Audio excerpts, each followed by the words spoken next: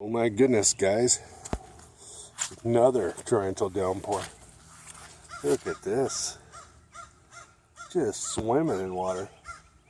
All the way back in there, guys.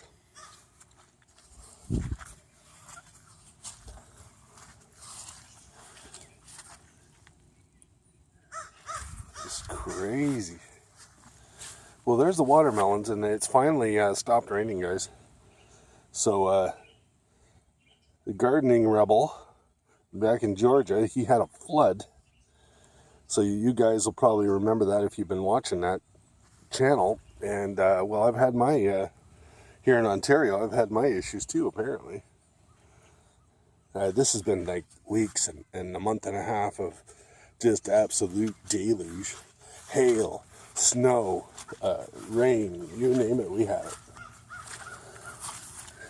Here's our watermelon there. That's a scallybark. I'm not really sure what that is. That's a moon and stars. They've had quite a beating from hail, rain, you name it. Another scallybark right there. I'm not sure what this one is. It could possibly be a sugar baby. And we'll go take a look at the rest of the garden and see how it all survived this rain. You guys didn't see this, but I planted some peanuts here. What I like to do is I like to plant some peanuts, and it improves the soil with nitrogen. They're like a nitrogen fixer, right? They're like a potato. And so are the beans and everything in here, so it's complementing each other. So I think what's going to happen here is these beans will end up climbing the fence, and echinacea is looking, oh my goodness, isn't that stunning? And then they get another flower here that looks like it's ready to go. Yeah. And these climbing pole beans are going to get going. And have some lettuce for tonight's supper, well watered. Take a look in the garden. You can see all the indentations of where we had lakes in there. And I'm going to bring you over to the Manitoba tomato if I can actually get in that garden. Get something interesting to show you there. We actually have, you might be able to see it from here, guys. I have tomatoes on there, and I had them in the end of June. So that's really weird for me here in Canada to have tomatoes at the end of June on your plants. So, but this is an early variety. This is a Manitoba.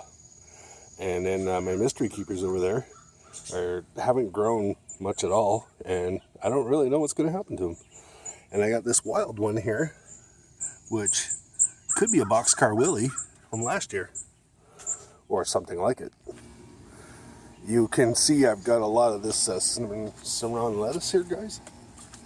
That Cimarron, that's an old 1700s variety. They got lemon balm going crazy over there. I've got a wild pumpkin, and it's going south.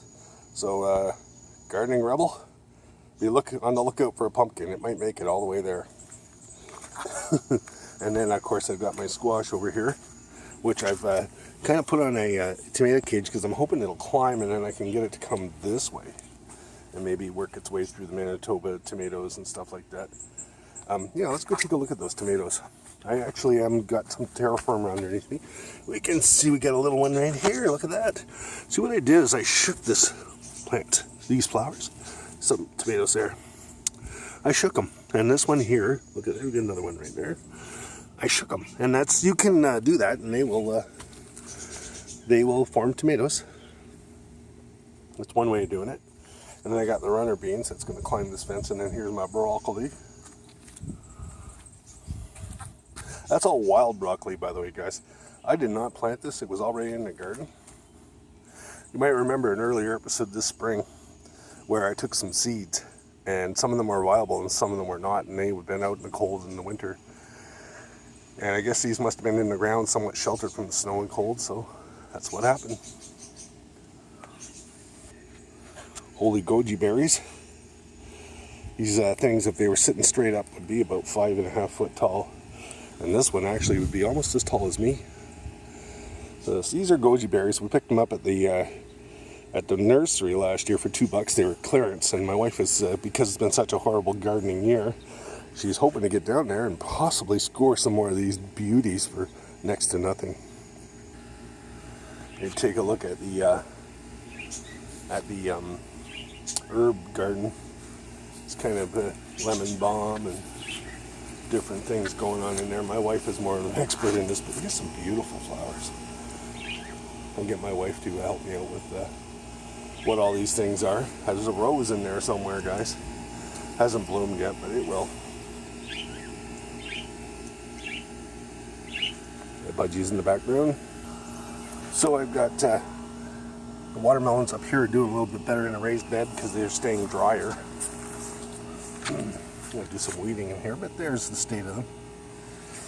It's a front garden that's just not being utilized. I thought I'd throw some extra watermelon in here and see what happens.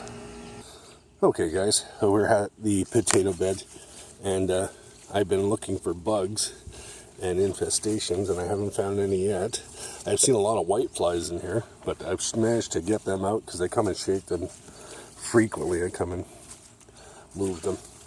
Now, one of the problems I'm having is I'm not able to keep this soil fertilized. I have a special jungle juice that I like to put on here, and it really helps the plants grow beneath the soil as well. But the issue I'm having is just so much damn rain that it's just flushing these things right out. So all the nutrients are just basically going right through to the ground and right on out. So I'm hoping for a dry spell so I can get some like fertilizer in here and get these things to the very end. I think I only got about another 30 days if I'm lucky before they're finished. Now these are the superiors. I'm going to go show you the red chieftains. Pretty little flowers.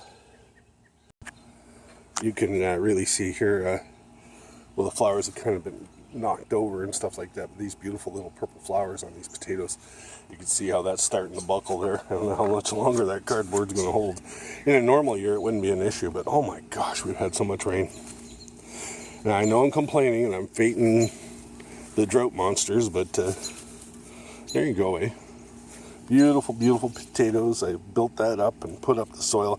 Next year, I think I might use plastic and make a little base up higher and maybe even come higher, you know, what the heck.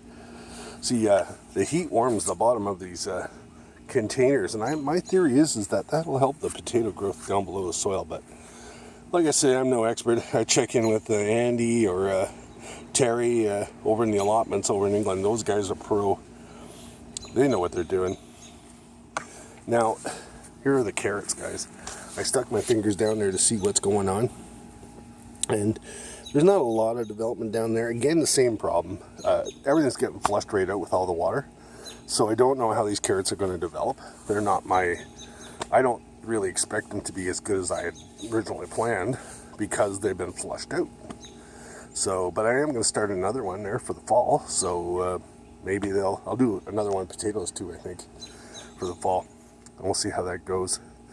And now we're going to move on to the cantaloupe for the rest of this update, and that'll be that. Now this is the far north. It's been submerged underwater. I don't know how many times you can see.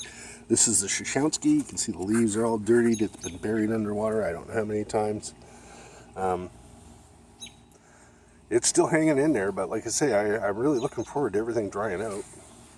And then we come over here, and I have another far north here. I had 3 in this bucket, you might remember earlier, but I burnt them out in the sun. But you can see the damage the hail has done. It's just ripped the leaves and everything. It's been, oh my goodness, it's been a wicked, wicked 3 months here in Ontario. But I know the eastern seaboard has been inundated with rain too. I purchased a watermelon the other day from one